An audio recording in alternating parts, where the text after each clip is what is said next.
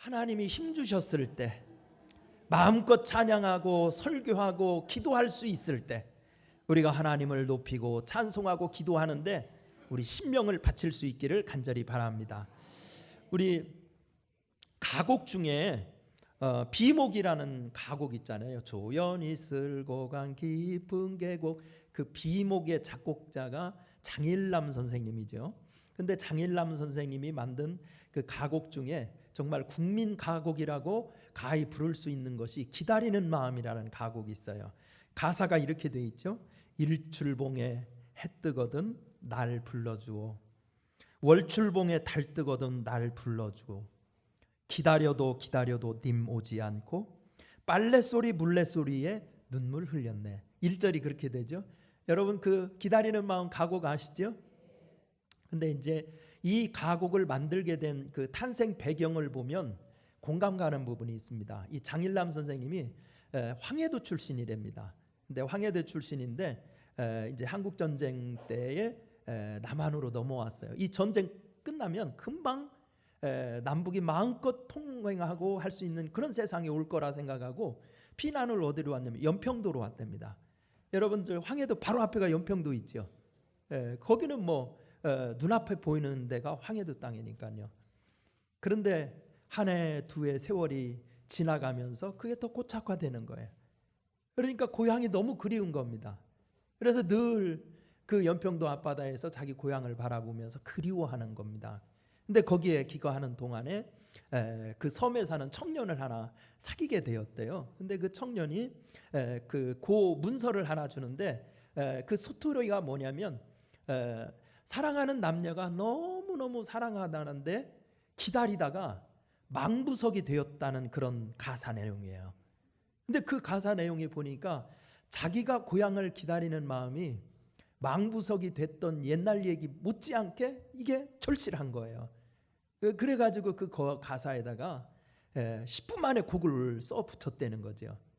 그리고 나서 이제 나중에 김민부 시인이라는 분이 그 고어를 갖다가 그 시적으로 다시 고쳐서 가사를 지금 우리가 부르고 있는 월출봉에 이렇게 가사를 붙이게 되어서 이렇게 전 국민에게 알려질 수 있는 가곡으로 탄생되었다는 그런 배경이 있습니다.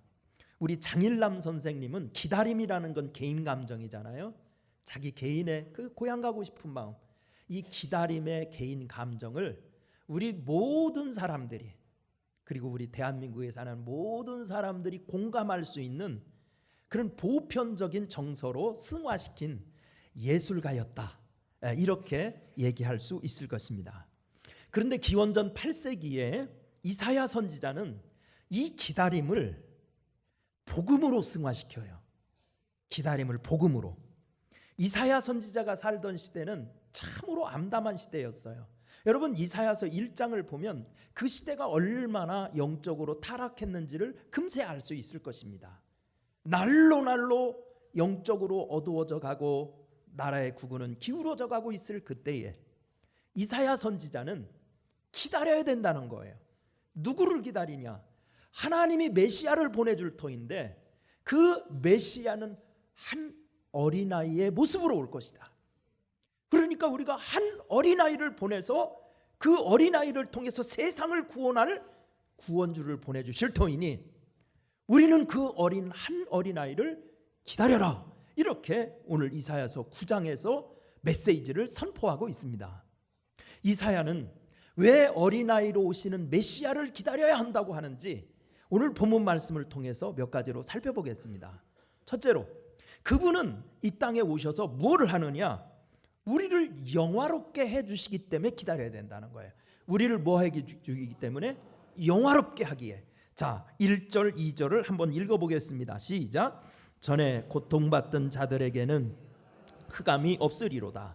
옛적에는 여호와께서 스불론 땅과 납달리 땅이 멸시를 당하게 하셨더니 후에는 해변길과 요단 저쪽 이방의 갈릴리를 영화롭게 하셨느니라. 자, 여기 보면요, 한번 본문을 잘 보세요. 자막이 떠 있으니까 옛적에 선지자 이사야 선지자가 예언하던 옛적은 적어도 한 100여 년 전 얘기입니다. 그 옛적이라는 것은 이스라엘 나라가요, 다윗 왕국 때 완벽한 통일 왕국을 이루었어요. 솔로몬 임금 때도 통일 왕국을 이루고 있었어요. 근데 솔로몬의 아들 르호보암 때부터 나라가 분열이 됩니다. 북왕국은 이스라엘, 남왕국은 유다. 이렇게 우리나라가 남북으로 갈리듯이 이스라엘 나라 구약의 역사를 보면 이스라엘도 남북으로 갈려요.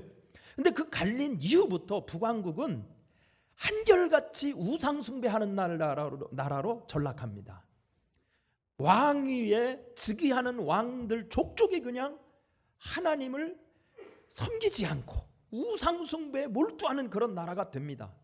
그러니까 하나님이 참다가 결국은 그들을 심판하시죠.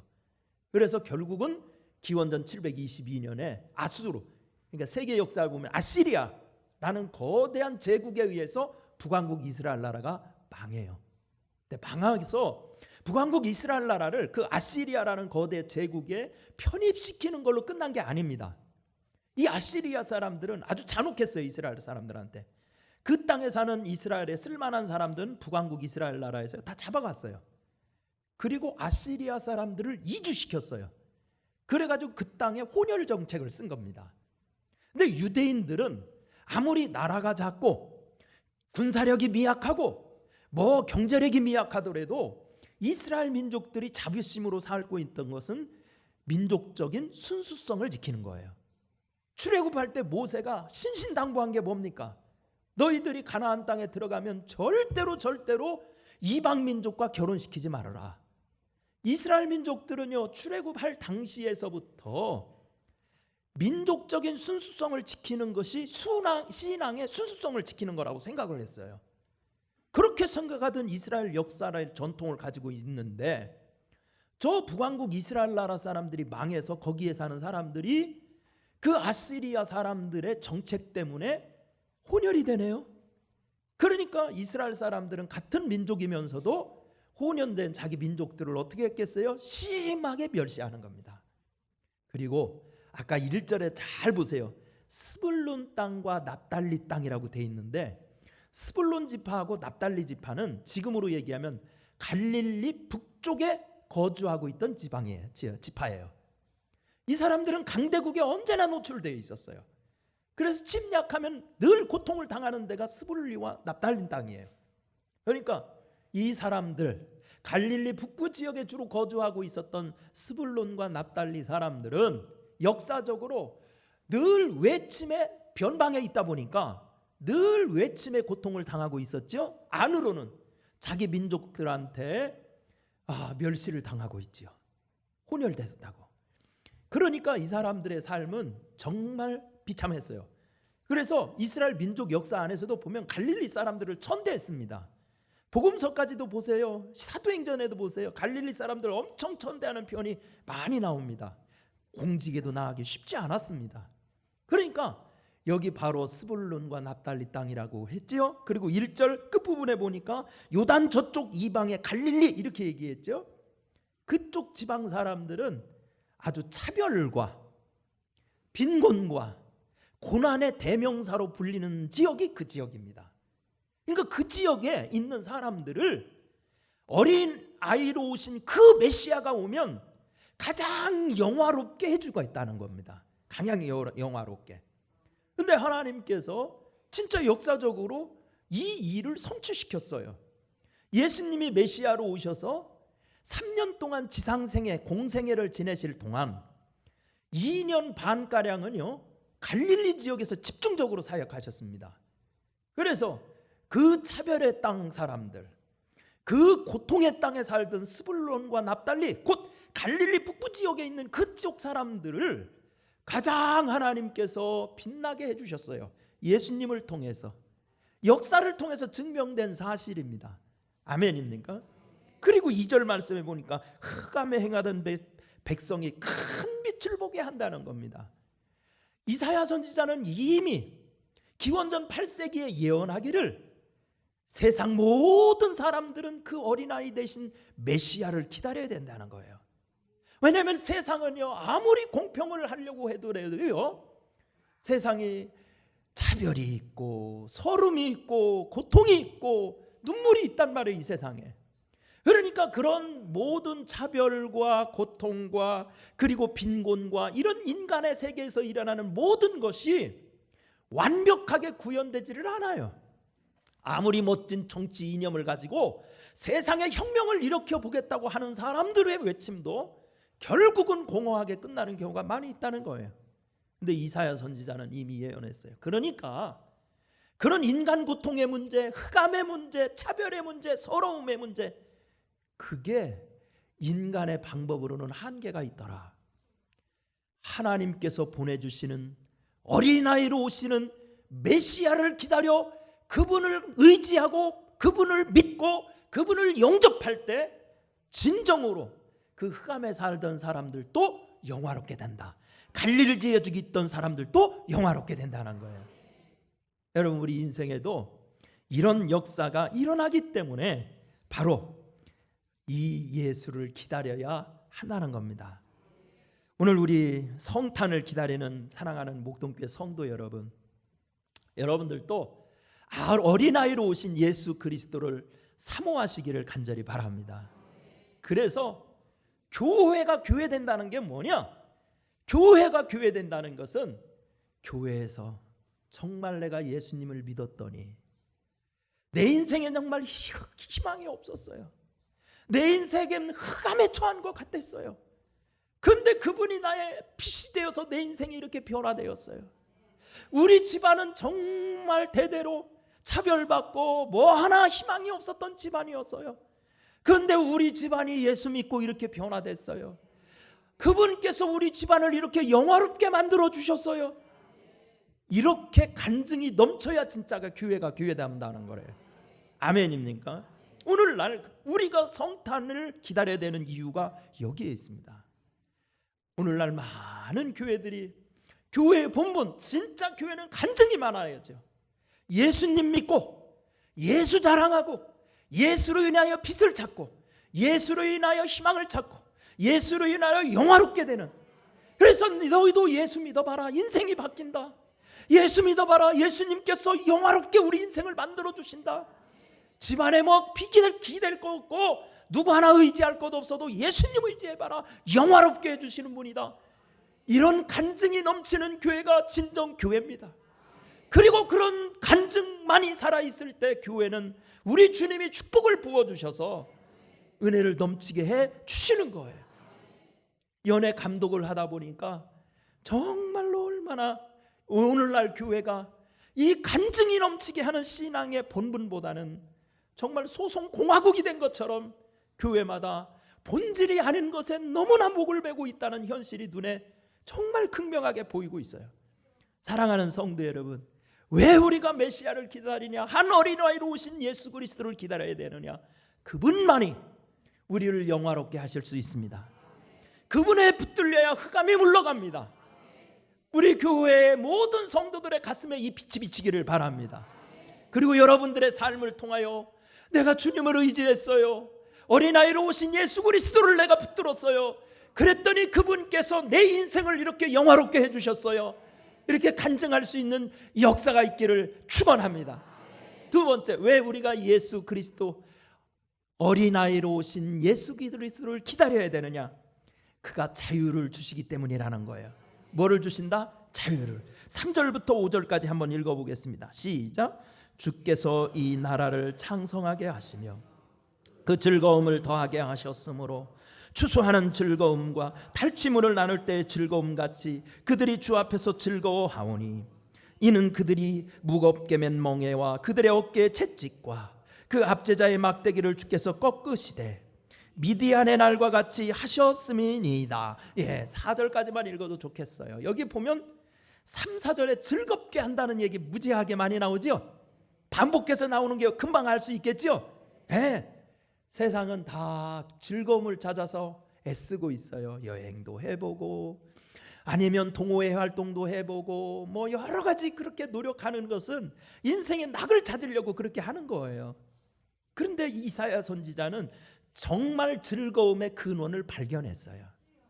세상이 주는 즐거움, 여행이 주는 즐거움, 술이 주는 즐거움, 세상의 기호식품이 주는 즐거움, 그거는 몇 분이 안 가요.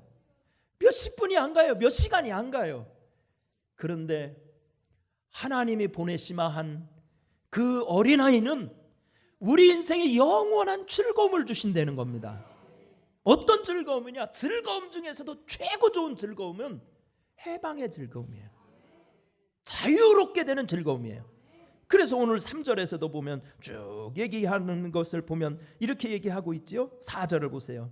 이는 그들이 무겁게 맨 멍에와 그들의 어깨에 채찍과, 이런 표현이 있어요.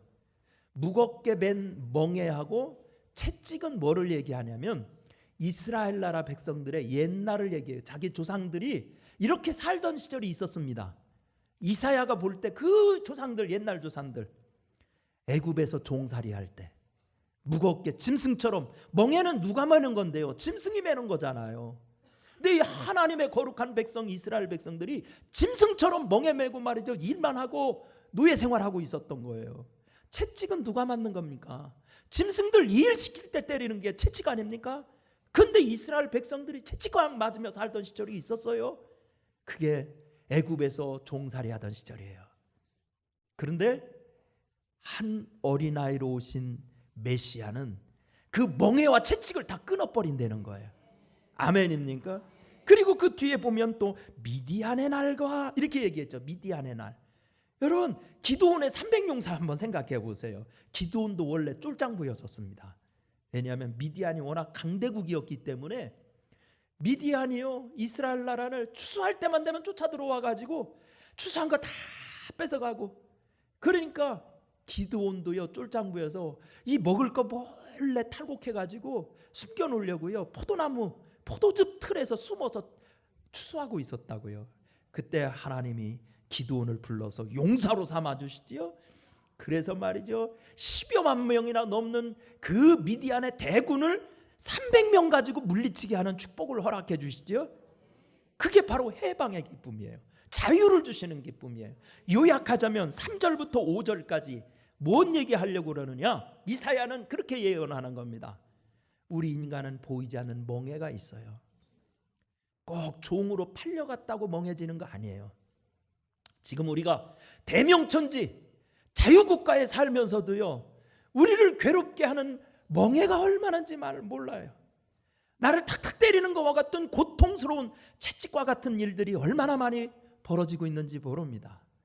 많은 사람은 자유를 줘도 그 자유를 잃어버려서 뭐에 예속되어 있어서, 어떤 사람은 죄에 예속되어 있고, 어떤 사람은 습관의 멍에를 매서 그 습관의 멍에 때문에 인생 망치는 사람이 있고, 온갖 그런 멍에가 인간에게는 많아요. 근데 그 인간의 노력과 의지로 끊을 수 없는 그 모든 인간의 멍에를, 채찍을 우리 하나님께서는 풀어주신다는 거예요. 아멘입니까? 그래서 여러분, 요한복음 8장 32절에 보세요. 예수님께서 이렇게 말씀합니다.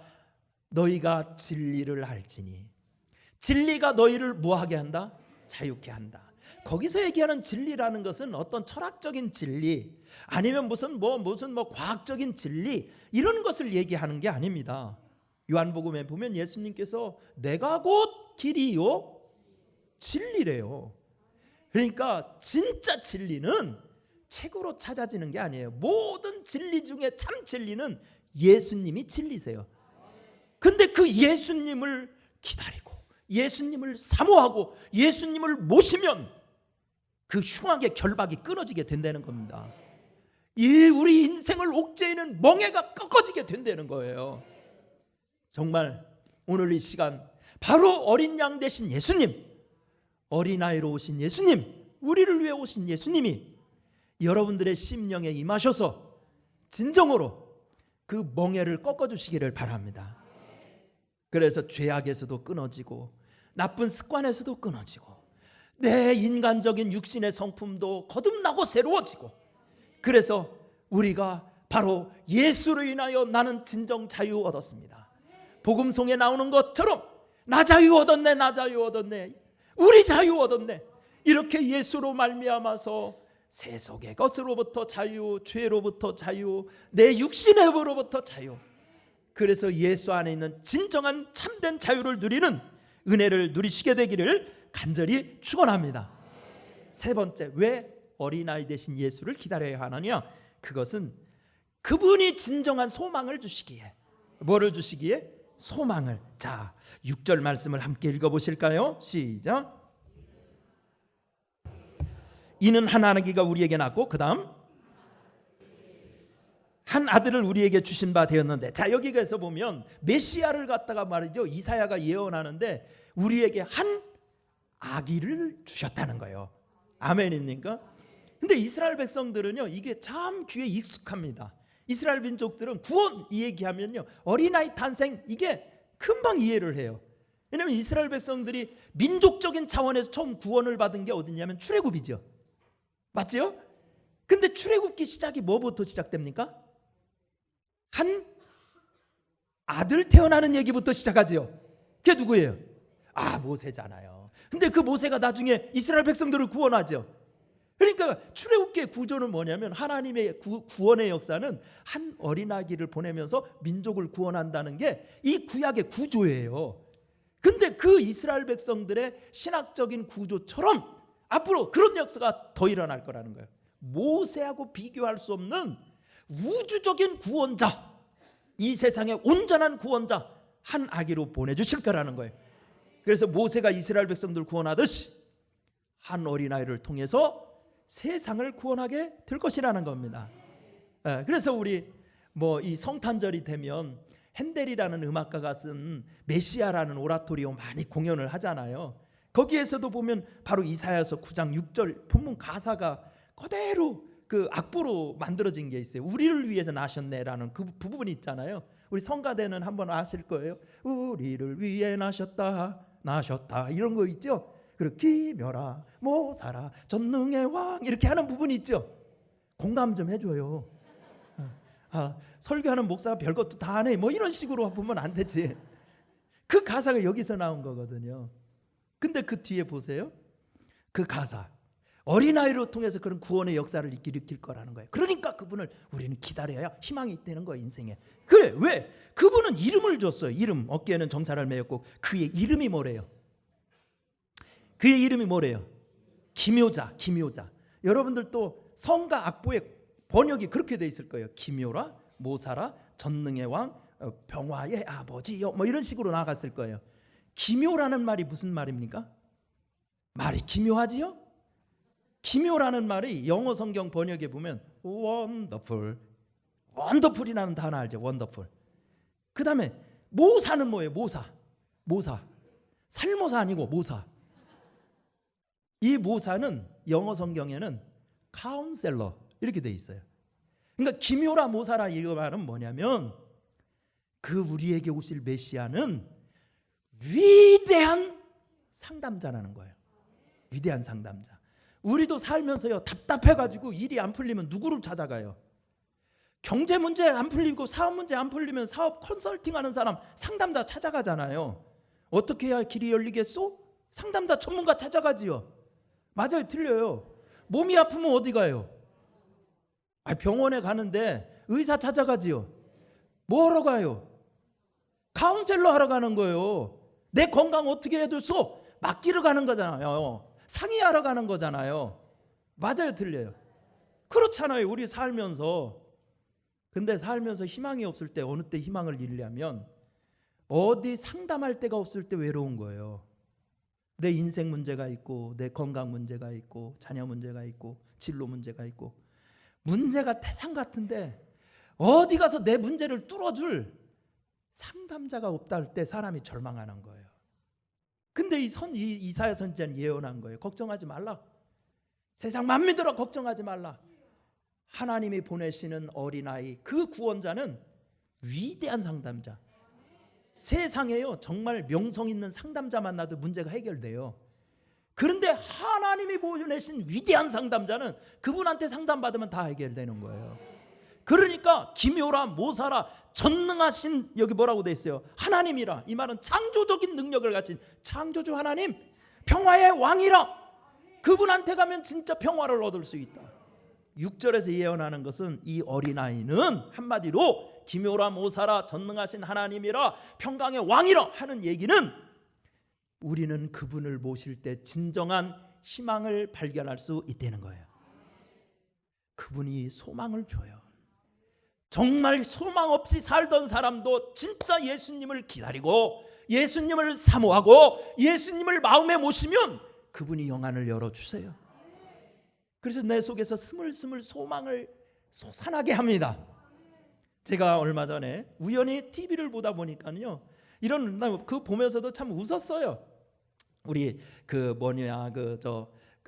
TV 중에서도 보면 막 SBS에서 무슨 프로그램이에요? 막 재밌게 하는 것 있는데 그 프로그램이 생각이 안 나네요. 거기에 나오는 그 누구 있죠? 그 코미디언이 나와서 그러더라고요. 자기하고 코미디언 김용만 씨하고 아주 친한데 자기들은 별명이 주식만 하면 까먹는데, 그래가지고 돈을 엄청 많이 잃었대요. 그래서 주식만 하면 까먹어가지고 별명이 있대. 김용만은 별명이 고등어래요. 고등어. 왜 그 고등어냐? 여러분 시장에 가서 고등어 살 때 어떻게 해요? 칼로 반을 탁 쳐서 주죠. 그래요, 안 그래요? 그래서 김용만은 투자만 하면 반토막 난다고 그래서 고등어래. 그러면 지석진 자기는 뭐냐? 자기는 갈치라고 부른대. 주변에서 시장에서 갈치 살려면 어떻게 해요? 칼로 토막을 따다다다닥 내주기 때문에 자기는 반토막도 아니고 그냥 따다다닥 하기 때문에, 그러기 때문에 자기는 갈치를 별명해. 그러면서 얘기하는 거예요. 자기가 19년 전에 사람들이 다 부동산에 투자해 돈 번다고 그래가지고 19년 전에 3억 5천을 주고 땅을 하나 사놨답니다. 그런데 지금 19년이 지났는데 3억 5천원이래요. 근데 저도 그 얘기 보면서 참 웃었어요. 근데 웃는데 이게 우리의 현실이구나 라고 생각을 했어요. 뭔가 희망을 찾고 싶은 거 아닙니까? 세상 살면서 뭔가 소망을 찾고 싶어 보는 거 아니에요? 땅에도 기대를 해보고 주식에도 기대를 해보고, 근데 기대같이 돌아오는 게 없는 거예요. 고등어가 되지를 않나, 갈치가 되지를 않나. 이게 우리의 현실이에요.